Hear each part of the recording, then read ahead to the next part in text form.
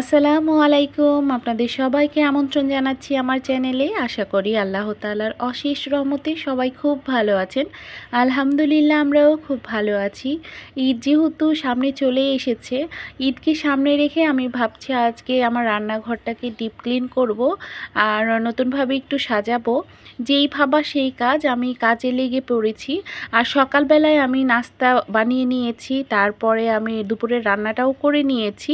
তো রান্না করা খাবারগুলো আমি এখন ডাইনিং টেবিলের উপর রেখে চলে আসলাম। আর রান্নাঘরটাও অনেক মেসি হয়ে আছে, দেখতেই পাচ্ছেন। অনেক থালা বাসনও জমে গেছে যেহেতু রান্না বান্না করেছি। এখন এক এক করে সব কাজগুলো করব।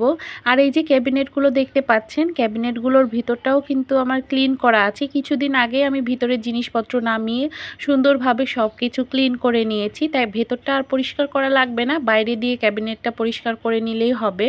আর আমার চিমনিটাও নোংরা হয়ে গেছে, চিমনিটাও পরিষ্কার করে নিব।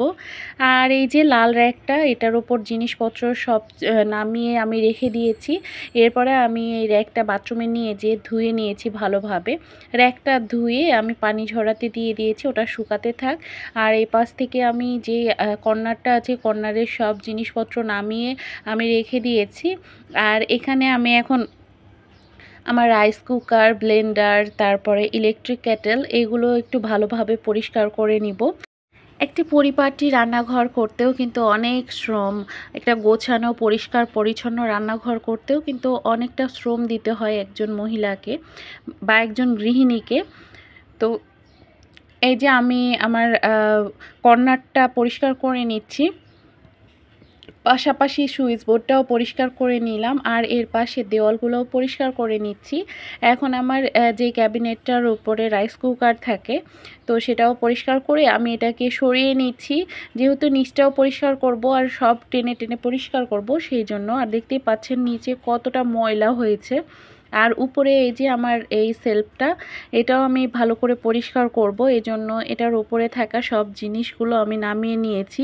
পাশাপাশি এই যে দেওয়াল, তারপরে উপরের ক্যাবিনেট, এই যে একদম উপরে যে ক্যাবিনেটগুলো, সেগুলোও পরিষ্কার করে নিচ্ছি বাইরে থেকে।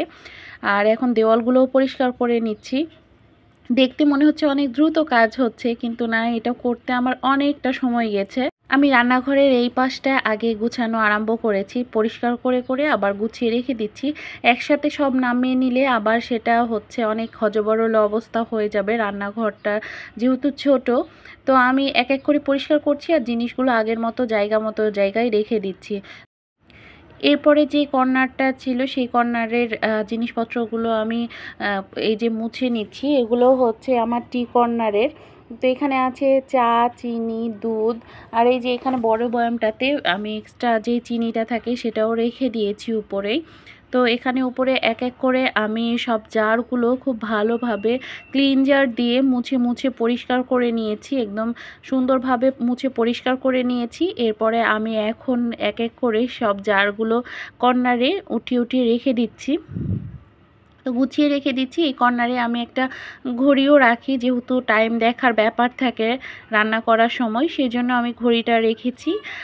নিচের তাকে আমি টিপট আর কিছু মগ রেখে দিয়েছি। তো আমার টি কর্নারটা সাজানো হয়ে গেছে। আর এদিক থেকে আমার যেই ক্যাবিনেটটা ছিল সেটার উপরে সব রাইস কুকার, তারপরে ব্লেন্ডার, ইলেকট্রিক কেটেল, আমার চপিং বোর্ডগুলো সবগুলো গুছিয়ে রেখে দিয়েছি। এবং আমার যেই সেলফটা ছিল, সেলফের জিনিসগুলোও সুন্দরভাবে গুছানো হয়ে গেছে। এখন আমার ক্যাবিনেটের ড্রয়ারগুলো পরিষ্কার করে নিচ্ছি আর জায়গায় রেখে দিচ্ছি। তো জিনিসপত্রগুলো একটু অগোছালো এলোমেলো হয়ে গিয়েছিল, তাই আমি আবারও গুছিয়ে নিলাম।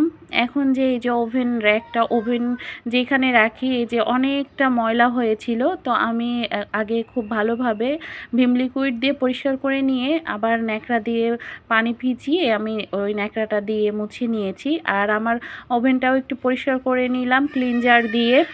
তো ওভেনটাও রেখে দিয়েছি জায়গা মতো। এখন আমি আমার কিচেন চিমনিটাও পরিষ্কার করে নিব। আর এটা পরিষ্কার করতে আমার খুব বিরক্ত লাগে, কারণ এটা পরিষ্কার করতে অনেকটা টাইম যায়। তো আমার চিমনিটাও পরিষ্কার হয়ে গেছে, এখন আমি টিস্যু দিয়ে মুছে নিচ্ছি। আর এদিক থেকে যে আমার ক্যাবিনেটের বাইরেগুলো পরিষ্কার করে নিচ্ছি, আর গ্লাসগুলো আমি ক্লিনজার দিয়ে পরিষ্কার করে নিলাম।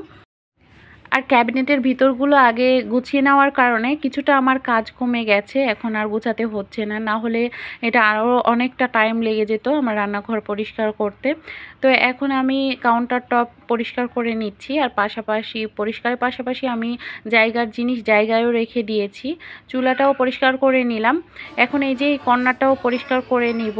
এই পর্যন্ত যারা আমার ভিডিওটি দেখছেন, আপনাদের কাছে যদি আমার ভিডিওটি ভালো লেগে থাকে তাহলে একটা লাইক দিয়ে দিবেন, কারণ আপনাদের একটা লাইকই পারে আরও 5 জনের কাছে আমার ভিডিওটি পৌঁছে দিতে।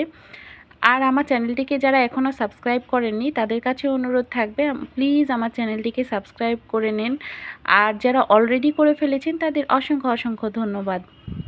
তো এই যে দেখুন, এই কর্নারের সেলফগুলো আমি ভালো করে পরিষ্কার করে নিয়েছি।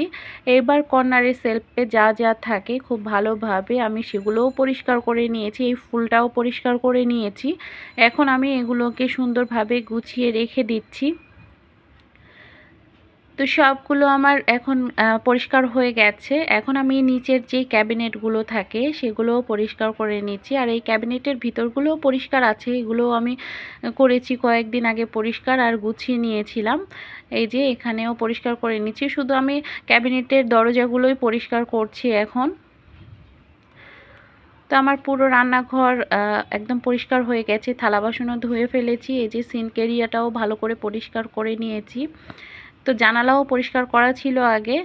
এখন পুরো রান্নাঘরটা আপনাদের দেখিয়ে দিচ্ছি। এই যে এখানে আমার ক্যাবিনেটগুলোর ভিতরে থাকে কিছু ক্রকারিজ আইটেম আর মশলা, ডাল সব কিছু থাকে। আর এই পাশের ক্যাবিনেটে আমার রেগুলার ইউজের মশলাপাতি সেগুলোই থাকে। আর এই যে জানালাটাও ক্লিন করা আছে। তো এখন পরিষ্কার পরিচ্ছন্ন রান্নাঘর দেখতেই ভালো লাগছে।